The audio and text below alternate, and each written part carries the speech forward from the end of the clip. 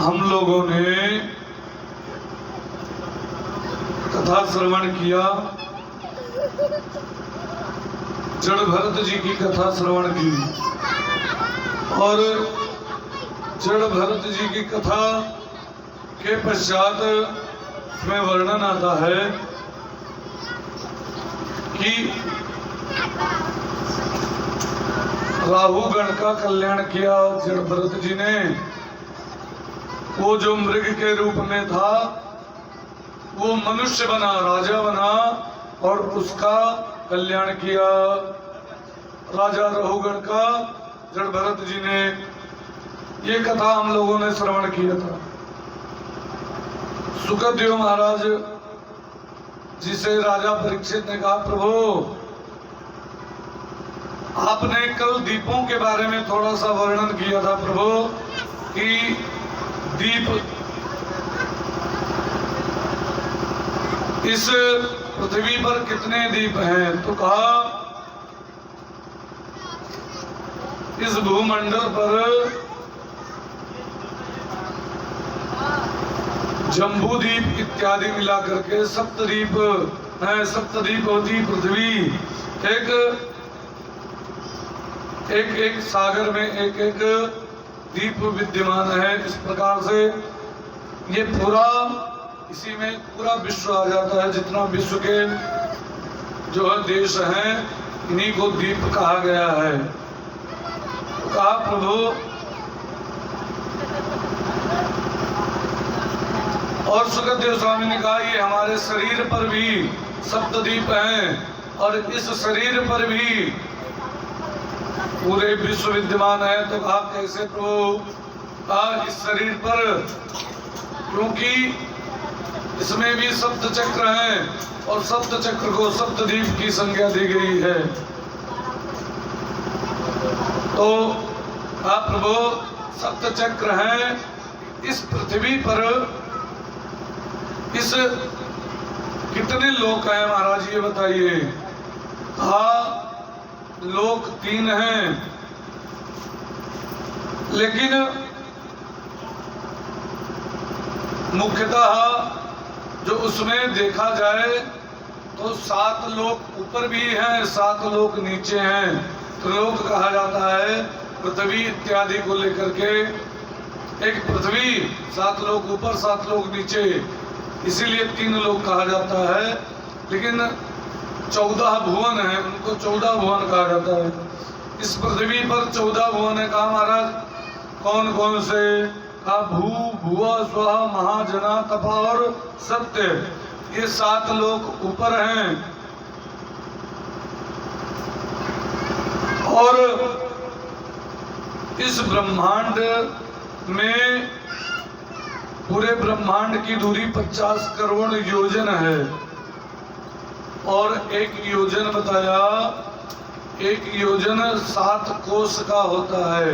एक कोस का 3 किलोमीटर होता है। 3 किलोमीटर का एक कोस कहा जाता है। 7 कोस का एक योजन माना जाता है। तो 50 करोड़ योजन की पूरे ब्रह्मांड की दूरी है। परीक्षित के प्रश्न करने पर कहा और इसमें नीचे भी लोक हैं। अब अतल, वितल, सुतल, महातल, रसातल, पाताल, ये नीचे लोक हैं। कुल मिलाकर के 14 भुवन हैं। तो कहा महाराज सुखदेव स्वामी कहते हैं ये 14 भुवन उसी पर नहीं, हमारे शरीर में भी हैं 14 भुवन। कहा कैसे? तो हाथ की उंगलियों के बीच में जो रेखाएं कटी होती हैं, इसमें देखा जाए जोड़े तो 14 ही आता है। 1 2 3 4 5 6 7 8 9 इस मिला करके अंगूठे को लेकर के 14 आता है। इसीलिए कहा 14 भुवन का 14 भुवन एक पति होई। का 14 भुवन का एक ही परमात्मा है,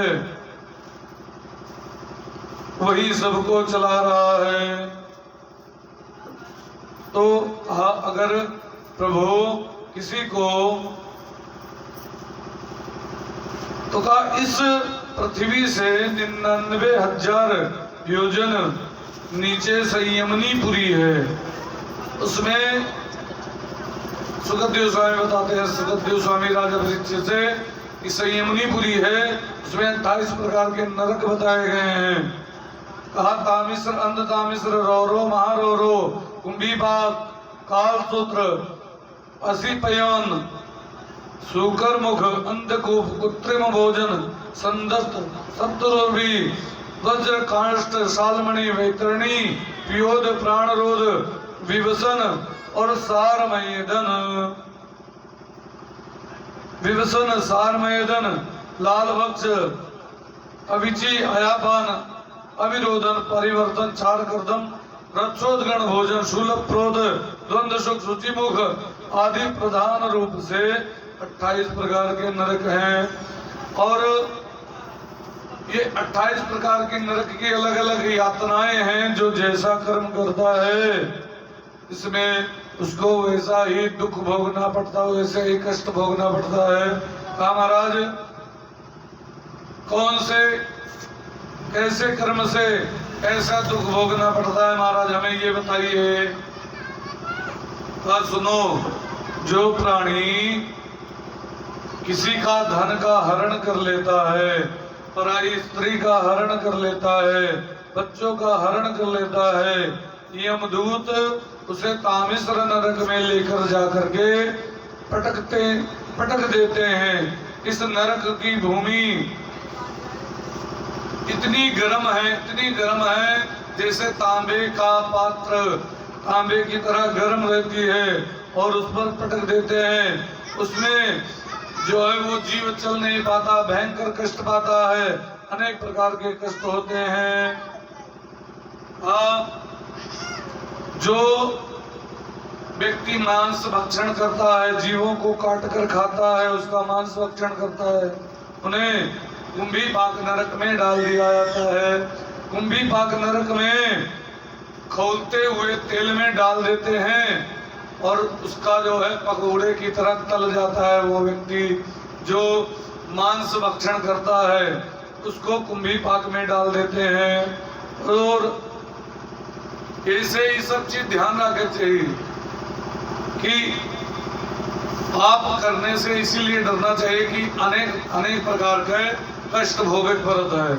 और आगे बताएं, जो व्यक्ति जे कोई अतिथि आवे घर पर, अचानक कोई आए पड़े, वो के सत्कार नहीं करते और उल्टा घूर के देखा कि नाके फाइट बने जाए, इनका ना हो चाहिए।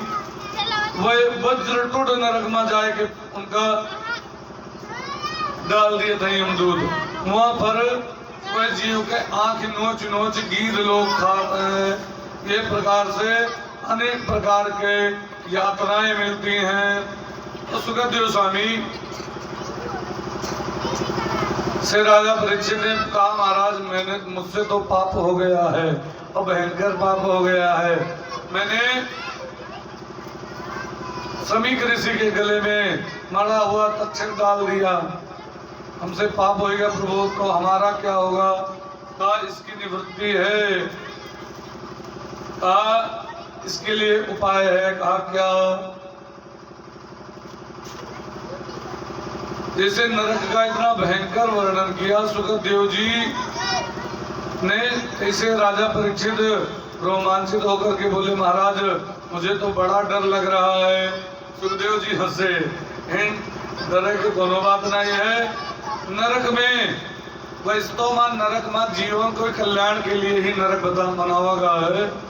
जो अगर जैसे कपड़ा है, कपड़ा पर दाग पड़ गया तो क्या होता है अपने, अब तो चलो समय बदल गया है, लेकिन पहले धोबी के यहाँ दही देते रहे कि एक आध को छोड़ावे है तो धोबी लेके आता बड़ा बड़ा पत्थर फर्श नहीं है, और बाहर कपड़ा का पटक पटक पटक पटक पटक पटक खूब करे धो खूब करे रगड़ा था, और जैसे रगड़ के तरह साफ कर दिया था वो दाग छूट जाता है। ऐसे जे मने यहाँ पाप करत है तो पाप रूपी देखा दाग लग गया, तो का करते उनके धोए के लिए नरक बनाया है, 28 प्रकार के नरक, यही नरक में पटक दिया था, इनके कुल कर्म हो जाता है। बोलिए वृंदावन बिहारी लाल की।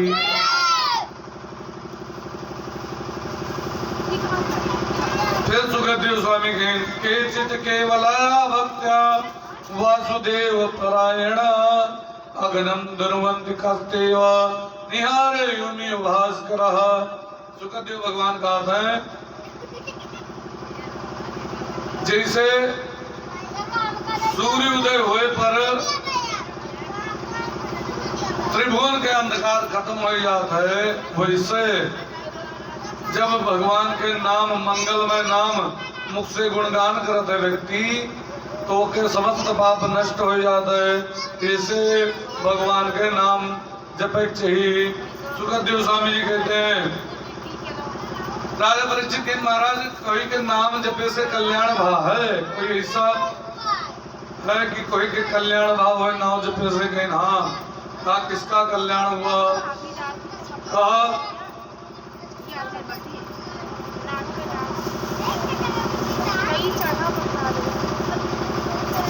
अजामिल ब्राह्मण के कल्याण भाव, बहुत वेद पाठी रहा, अच्छा ब्राह्मण रहा, लेकिन वो का पाप कर्म में प्रवृत्त होएगा, ओके कल्याण होएगा। इन महाराज अजामिल के कल्याण होएगा कैसे, हमें पूरा विस्तार से बताइए का कैसे कल्याण होगा। का दूरे क्रीडन का सत्ता पुत्रम नारायण वयम पवलिते स्वरचिर जो आवा कुल इंद्रिया। का दूर उनके लड़का खेलत रहा और नारायण नारायण घुराए कैसे उनके कल्याण होगा। तो पूछित कहीं महाराज जी कैसे कल्याण होगा, हम नहीं मान सके थे, जो कल्याण होगा तो कौने प्रकार से कल्याण हुआ प्रभु हमें बताओ। ऐसे कल्याण होगा क्यों नारायण के नाम ले ली अंत समय में। इन प्रभु ही नहीं संक्षेप में नहीं, हमें पूरी विस्तार से कथा बताओ। ये अजामिल के रहा और अजामिल के कल्याण किसके रहा के बारे में आप हमें पूरा वर्णन बताओ।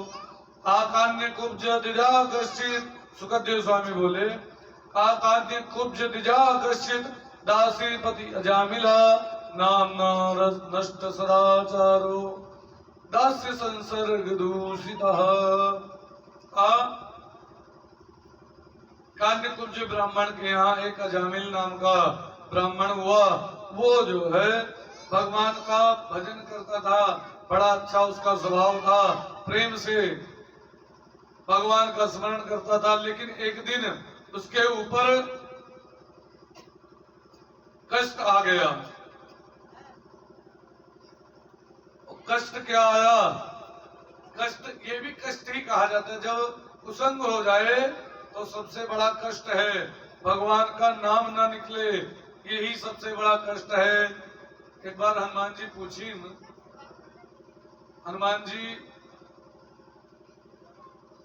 से भगवान राम पूछे कष्ट का हुए, कहा प्रभु कष्ट सबसे बड़े वह है कि कहा हनुमंत विपत्ति प्रभु सोई जब तव सुमिरन भजन न होई। सबसे बड़ा विपत्ति सबसे बड़ा कष्ट तब होता है प्रभु जब आपके भजन न होए, भाई सबसे बड़ा कष्ट है और दोनों कष्ट नहीं।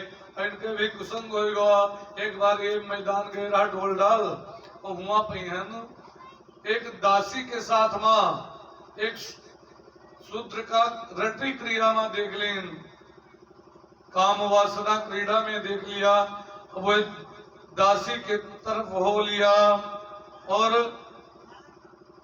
ये आंखों के कारण देखने के कारण उसकी तरफ हो लिया। अब उसकी गोरी चिट्टी चमड़ी के प्रति ये अजामिल आकर्षित हो गया।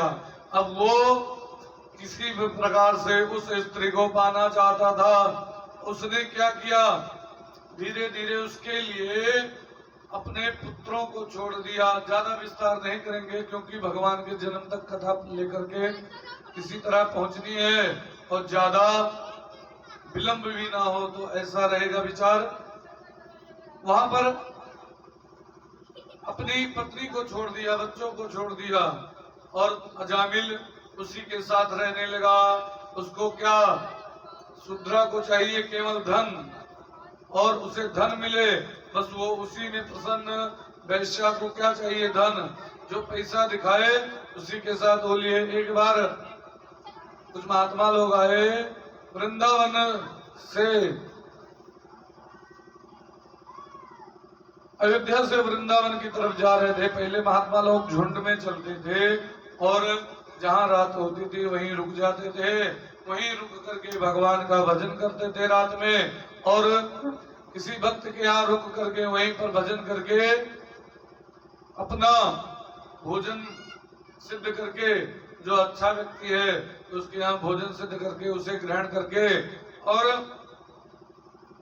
मस्त रहते थे। उनका यही कार्य था संतों का। संतों की टोली निकली और वो आई कहाँ? अजामिल के गांव में पहुंच गई। अजामिल के गांव में जब पहुंची तो अजामिल की जगह पर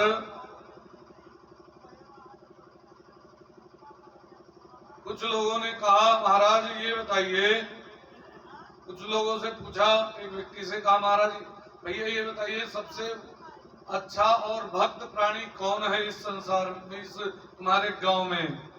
इसलिए पूछा। अच्छा, अजामिल इतना दुष्ट हो चुका था, वो डाकू बन गया था धन के चक्कर में। उसने जो है भगवान का भजन छोड़ करके डाकू बन गया, लूटता था लोगों को। अब जब पहुंचे ये तो इन्होंने जाकर के बताया, कहा कोई भक्त है इस गांव में? कहा हाँ है। कहा कौन? कहा वो बड़ा उखमज्जी रहा, दुष्ट रहा व्यक्ति। कहीं सुनो अब बाबा तू जो बड़का महात्मा मत, बहुत जने ना के महात्मा से जरा कर, बहुत जने के आदत होती कि भाई चंदन ना लगावा करो, नीक नहीं लागत है। अब वो यही बात, जबकि चंदन लगावा चाहिए। बहुत जने जो काम माला जपा करता हमेशा, अरे कुछ बात कही करो, वो आओ का टांग खींच के नरक में लेके जाए वाला काम करते। बहुत जन की आदत होती जब चंदन को लगा लियो, खा चंदन लगाया बड़का पुजारी बन गया। वास्तव में चंदन जान तो काहे लगावा जाता है? चंदन से बड़ा लाभ होता है। एक तो मनई जो चंदन लगा ले तो ओकरी याद रही हम चंदन लगाया ना, कौन ये मेरी गलती ना करी कि लोगन के नजर में हमार थू थू हो जाए। चंदन लगाए एक फायदा, दूसरा फायदा ये कि कभी भी चंदन लगाओ चाहिए तो भगवान के लगा दिए और जोन बचे तो अपने लगा लिए, तो ऐसे वो चंदन हो जाता है प्रसाद। और जब मस्तक पर धारण आता है तो दिमाग ही तो है, तो परमात्मा के प्रसाद मस्तक पर रहता है तो भगवान कहूं वका फिसले नहीं देता है, अर्थात वका दुष्ट कार्य पाप के कार्य में प्रवृत्त नहीं करता है। परमात्मा अपने शरण में लगाए रहता है। और कई कारण है चंदन लगाए से, कई फायदा है। और चंदन लगाए से एक तो इसे जो सौभाग्यवती मिहरुए हैं सुहागिन, वह सिंदूर न लगावे तो उनके चेहरा नीक न लगी। मानी न जी वह सुहागिनी तो वह सिंदूर ऐसे लगावत ही कि सुहाग दिखाए पर कि हाँ हमार पति है। तो हमहू लोग परमात्मा के स्त्री हुई, परमात्मा हमारे लोगन पति हुए। तो चंदन लगावा के तात्पर्य कि उनके मांग, जैसे मांग भरी जाती ऐसे हम लोग चंदन लगाए थे कि प्रभु हमार, अरे कबीरदास जी है तो कहीं नहीं कि हम नहीं हरे महान ससुरे जावे, ससुराल का हुए, परमात्मा के लोग ससुराल ही हुए। और हुआ बहन जावे तो नैहरे माँ तो दिखावे, तो नैहरे माँ भी जाने की पति देव हैं इनके। अर्थात चंदन लगाओ के तात्पर्य कि हम उनके सिंदूर समझ धारण किए हैं, उनके जो है सुहाग लगाए हैं अपने मस्तक पर, हम अर्थात उनके भक्त हैं। तो परमात्मा की ऐसी कृपा होती है चंदन लगाने से। लेकिन लोग जो है कोकत हैं।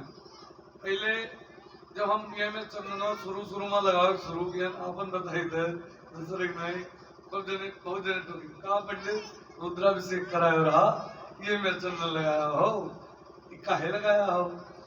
नहीं हम लगाए थे 4 दिन 10 दिन क्योंकि महीना 2 महीना जे मिला थे एक टोका बंद कर दिन ये मानी है ये ना ये लगाई हमेशा तो एक टोका बंद कर दो। तो ऐसे वही शरमाए न चाहिए, चंदन लगावत के न शरमाए चाहिए, चंदन लगावे बड़े प्रेम से भगवान के चढ़ाई लगा लिए और मस्तक पर लगा रही तो अच्छा है। और जो कोई टोके तो भैया हम लगाया हन भगवान का चढ़ाए प्रसाद लगाया हन, अब चाहे तो पुजारी मानो कुछ मानो 2 दिन 4 दिन 10 दिन महीना 2 महीना ज्यादा टोकियो के बाद टोका बंद कर दी कहीं ये मनी है ये मनी है ये ना ये लगी है तो ऐसे अच्छा टोका बंद करो इधर ऐसे। लेकिन यहाँ वो दुष्ट व्यक्ति रहा इसकी वही यही में जगह पठेबे जो बड़का महात्मा घूमत हो पारी दंड कमंडल सब छोड़ी जाइए बता दिए अजामिल के नाम। इस महाराज अजामिल बड़ा भक्त है और अजामिल बन गया रहा डाकू। उनके यहाँ जाओ तुम्हार कल्याण हो जाए प्रभु महात्मा तुम्हार जो है बड़ी सेवा हुई। बाबा कहे अच्छा ठीक है। अजामिल के घर पूछत पूछत पहुंचे और वहाँ बेश्या रही, बेश्या के 2-3 लड़के हो चुके रहा। बेश्या देखी जैसे महात्मा लोग इनका कहा जय जय सीताराम, महात्मा लोग जैसे बोले तैसे बेश्या हाथ जोड़ के महाराज आप कहाँ चले आए हो, हम वही लायक नहीं हम ओके अच्छा संस्कार रहा जे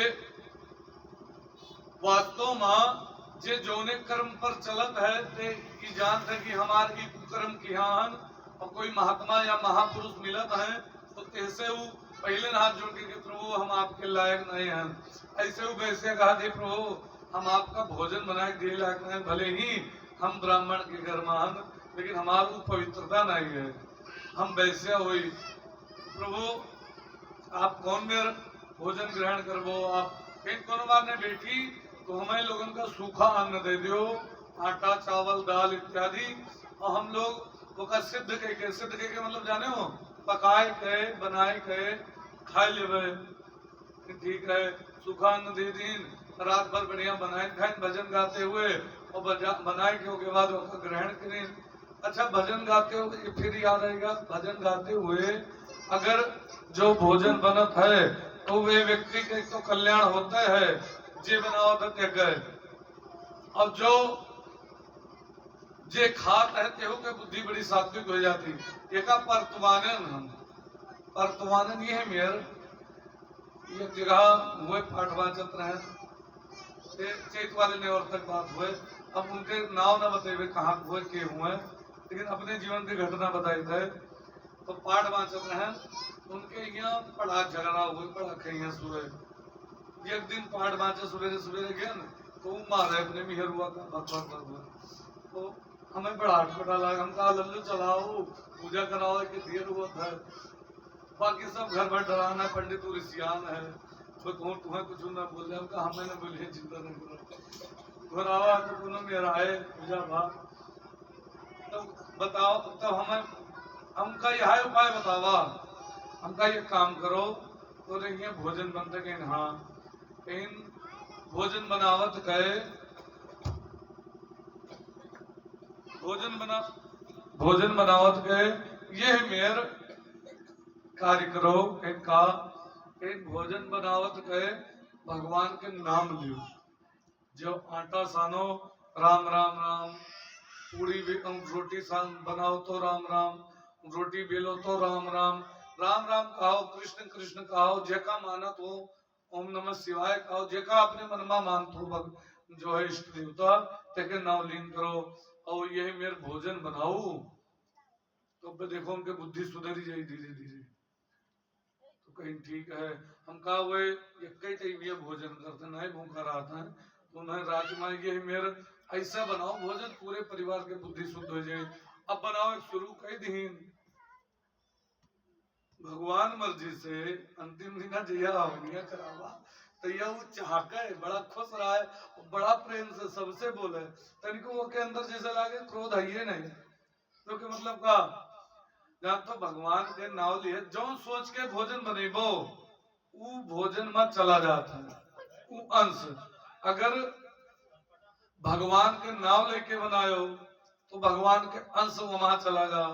और जो पति देव मरबे की नहीं है, डांटी नहीं और ईर्खा कह के बनायो कि इनका हम थाक दे खवाई हो अम्मा डांटे मारा तो जान लियो फिर मारे हुई फिर पीटे जाए वाला काम है।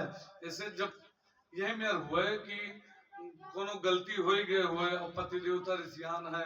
अब यह मेर जो भोजन में सीताराम सीताराम के दाल चलाई गए, चावल चलावा गवा और रोटी बनाई गए तो जान लो वह ऋषियान है, कोनो कारण से गलती भय है वो आए घरे तो उनसे आओ कुछ ना कहो, पानी पी लो, पहले भोजन कर लो तो हमारे ऊपर ऐसी आई लियो, जितना लड़ाई कोई लड़ लियो, पीटे कोई पीट लियो। भोजन यही मेरी माँ अगर सुंदर भोजन कराए दियो तो जान लो उनके बुद्धि तुरंत बदल जाएगी। फिर वह जो डांटे थे कहीं गलती की हो रहा न की हो फिर दोबारा, यही मेरे वजह। लेकिन भोजन माँ यही से पहले एक कहावत रही, जैसा खाओगे अन्न वैसा रहेगा मन। अगर अन्न में भी बड़ा दोष होता है और अन्न के दोष के निवृत्ति के लिए खास कह के तो और नहीं पंडितन का ज्यादा ये ज्यादा दूसरा के कहा है इनका जो है यही मेरा कार्य करे चाहिए कि जो अन्न को ही कहीं खात है तो उपच जाए, अतना पूजा के डाल है कि जो अन्न आवे उपच जाए। पचा के मतलब नहीं जाने हो, कोई बेईमानी के अलावा कोई जो है कोई ठगी के अलावा कोई चोरी के अलावा और का अलावा दान दे दी का लिया बैठा है, अपन पाप तो है दूसरों के लिए वहां खाता है। तो वह निवृत्ति के लिए जो है ब्राह्मण का संध्या वंदन करे चाहिए और तीनों काल करे तो जितना दोष होता है जितना खाए। यही तो कहा था पहले में नहीं, नानिक धन जजमानिक धन और बेईमानिक धन ये तीनों जल्दी छाजत नहीं, छाजत है लेकिन जुगाड़ से। जुगाड़ का वो के साथ धर्म करे, संध्या वंदन करे, गायत्री जप करे, भगवान का नाम लिए तो पच जाये छाज जाये। लेकिन ये के विपरीत करत है तो वो के दुष्प्रभाव आवत है परिवार के ऊपर, बच्चों के ऊपर, उनके खुद के बुद्धि के ऊपर ये के बड़ा कुप्रभाव पड़ता है। बोलिए वृंदावन बिहारी लाल की। तो अन्न एक महात्मा जी रहे, महात्मा जी एक थोड़े सेठ के यहाँ गए और वहां रात भर रुके। अब भोजन बना, भोजन ग्रहण किए महात्मा जी और भोजन ग्रहण करने के बाद वे जो है रात में मुँह सोई गए। अब सुबह उठे वो जौहरी रहा सेठ, हीरा पन्ना पुखराज के सबके व्यापार करत रहा, पुड़िया बनाए बनाए हीरा धरे रहा खूब अलमारी में से। महात्मा जी एक थोड़े पुड़िया उठाए कमंडल में डाले और चल दिए। वे यज्ञ तब उनका वो पूरा दिन वो हीरक पीछे परेशान रहे, पूरा दिन उनके मन हीरा में लग रहा है कि हम कहा करी, कहाँ बेची, के लगे ले जाई, कसके ठिकाए, पूरा दिन लग रहा। शाम का उनके अचानक परमात्मा के याद आओ, भगवान नाम ली तो उनके मन में आओ तो गलत के डारा गए। सेठ जी का कहीं ये हम तुम्हार दोषी हैं, कहीं का प्रभु का आपसे कहा गलती हो गए, कहीं हम तो रही हैं चोरी की है कि नहीं आप चोरी नहीं कर सकते हो, आप अच्छे महात्मा हो, कहीं नहीं चोरी की है, ये देखो ये हीरा कहीं गलती से गिरी का हो कमंडल में, आप चोरी नहीं कर सकते हो कि नहीं।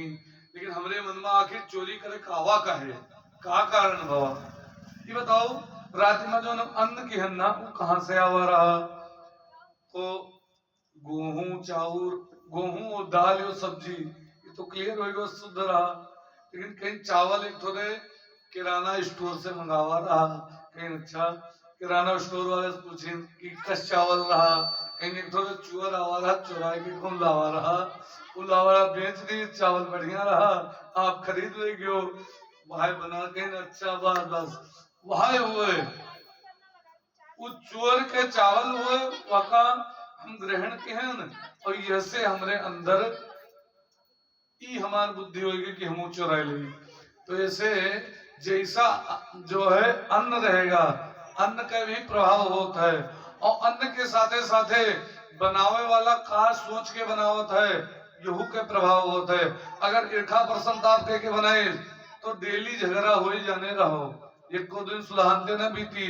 और जो प्रेम से बनाए भगवान नाव लेके तो डेली जो है सभी भगवान नाव वैसे बोला करी, नाके बोला करी। और पूरे परिवार के यही से इनका माताओं का शक्ति कहा गया है कि ये अगर जो चाहे इनके हाथ में पूरी बागडोर है तो पति देवता का चाहे भक्त बनाए दिए और चाहे डाकू बनाए दिए। एक महात्मा जी रहे, वह ब्रह्मचारी जी, वह एक जगह के भोजन करे और हुआ पर भोजन की एक अपने भक्त के यहाँ गए, भोजन किया और ब्रह्मचारी का तेज इतना था, भगवान का नाम इतना लेते थे कि उनका चेहरा एकदम बिल्कुल चमक रहा था और पूरा जो है शरीर चमक रहा था ब्रह्मचर्य के कारण। वो गए, भोजन बना, भोजन ग्रहण किया। ब्रह्मचारी जी को रात में स्वप्न दोष हो गया। ब्रह्मचारी जी को बड़ा कष्ट हुआ कि किस कारण से हुआ, आज तक मेरे साथ ऐसा कभी घटित नहीं हुआ। अब ब्रह्मचारी जी सेठ का बोला, नहीं बताओ, बोला यहाँ सेठ जी आए, कहीं बताओ भोजन के बनावा रहा, उनका पता लग गया।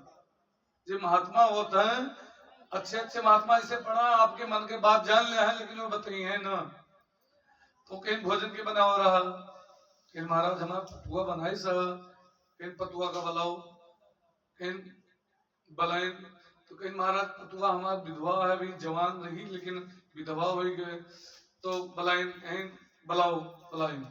उसके बाद कहीं पल्ला बंद करो, पल्ला बंद करिए, सेठ से कहीं तू बेरे जाओ, फिर डांटे कस के, बताओ भोजन बनाओ के का सोचत रहे, कहीं महाराज वो डराए गए, कहीं बताओ नहीं तो अब जैसे डांटे, कहीं महाराज आप बड़ा सुंदर लागत रहे हो, आपका देख के हमारा मन मोहित होगा, आपके शरीर देख के और हमारे मन में आपके प्रति काम वासना के भाव आएगा, पति देव के से जो वासना पूर्ति वो आपके प्रति आएंगे। कहीं अच्छा जाओ, वह चंद्रायण व्रत की और के बाद वह प्रण लेलिन की ब्रह्मचारी, अब कोई भी ब्रह्मचारी गृहस्थ कहीं जाए ना, जे ब्रह्मचारी महात्मा जल्दी नहीं आवत है, सफेद कपड़ा वाले कबो देखे हुआ है कोई महात्मा कोई घरे आवत नहीं आवत। तो इसी कारण से अन्न में अगर जैसा सोच करके बनाएंगे अन्न वही वैसे ही हो जाएगा। अब यहाँ अजामिल के लगे सब महात्मा लोग अन्न बनाए रहे हैं, अजामिल के यहाँ बढ़िया वृक्ष के नीचे बैठ करके, और अजामिल के अन्न बनाते बनाते भगवान का नाम ले रहे हैं, भगवान का नाम ले करके बड़े सुंदर ढंग से अन्न का जो है अन्न को सिद्ध कर रहे हैं। अन्न को सिद्ध करते करते रात भोजन किया और रात भर भजन करते रहे। भजन करते हुए रात को 2 बजे अजामिल आया, जो है गल में छड़ बांध के आवा, तुम्हें लोगन कहीं क्यों होगा, तो बोले लगे चले जाओ यहाँ से, नहीं तो तुम्हारी दंड कमंडल यहाँ सब छोड़ लेंगे। तब तक पत्नी आवाज सुनी, बहरे आए कि कहे बोलो था, हम रोका, अच्छा अच्छा, वो पत्नी से डरात रहा, अच्छा तू रोकी हो तो कोनो बात नहीं, ठीक है। अब वो पत्नी जैसे अंदर गए इशारा के चले जाओ, चुप्पे नहीं तो जाने रहा तो कुछ बच्चे ना, तो कहे चलो अंदर। महात्मा लोग डरात नहीं है, साधु महात्मा महात्मा नहीं है जो डराए, डराने नहीं हुए लोग तनिको होके कहीं रात भर रुको, देखा जाए रात भर रुके और सुबह उठ के जाए लगे, तो कहीं जय जय सीताराम बेटी हम जा रहे हैं, कहीं ठीक है प्रभु, लेकिन हमें आपने भोजन कराया, दक्षिणा नहीं दिया, और दक्षिणा दिया नहीं तो उसे लाभ मिली ना आपका, तो कहीं खा। तो महात्मा जी वहां सबसे श्रेष्ठ रहे, कहीं बड़ा पापी के अन्न हम लोग खा लेंगे है, इनके कल्याण न की जाई तो के बड़ा दोष लगी। तो कहीं कई पुत्र हैं बताएं, कहीं यह बार फिर एक गर्भ माँ है, कहीं जब गर्भ माँ बालक है कि जब जन्म ले एक नाव नारायण रख दियो। महात्मा जी कहीं कहीं जामिल कहीं दक्षिणा ना मिली, कहीं कोनो बात नहीं, हमें दक्षिणा ना चाहिए, दक्षिणा के बदले यह हमारा बात मान लो, हमें दक्षिणा मिल गए, मान लिया। अब अजामिल की जब मृत्यु आई तब वही बात, तब यमराज के दूत 4 बड़े बड़े दांत और बड़े बड़े बाल, ऐसा जो है रूप, बिल्कुल भयंकर रूप बना करके पहुंच गए वहां पर। यमदूत अजामिल को लेकर जाने लगे, तब तक देखा क्या, उनका बालक वो छोटा जन्म ले चुका था, दूर खेल रहा था। उसने कहा, दूरे क्रीडन का सत्तम पुत्र नारायण वयम पवलिप्तेन सुरुचिव जुहावा कुल इंद्रिया।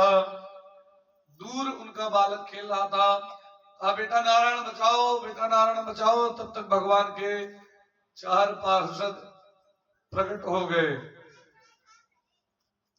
और भगवान के जब 4 पार्षद प्रकट हुए, यमदूतों से कहा इसको जो है नहीं लेकर जा सकते। कहा क्यों नहीं लेकर जा सकते?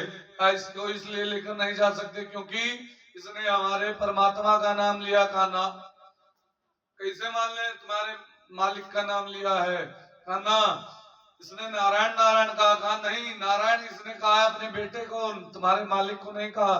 कहा नहीं, बेटे का नाम अभी नारायण रखा गया है, और हमारे मालिक का नाम आदि देव है, वो हमेशा से नारायण रहे हैं। तो कहा मेरे बेटे इसको जो है नहीं ले जा सकते।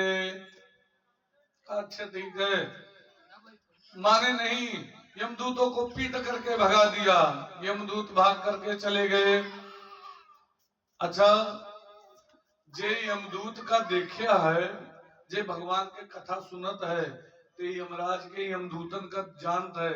जानते यमदूत कौन में होता है?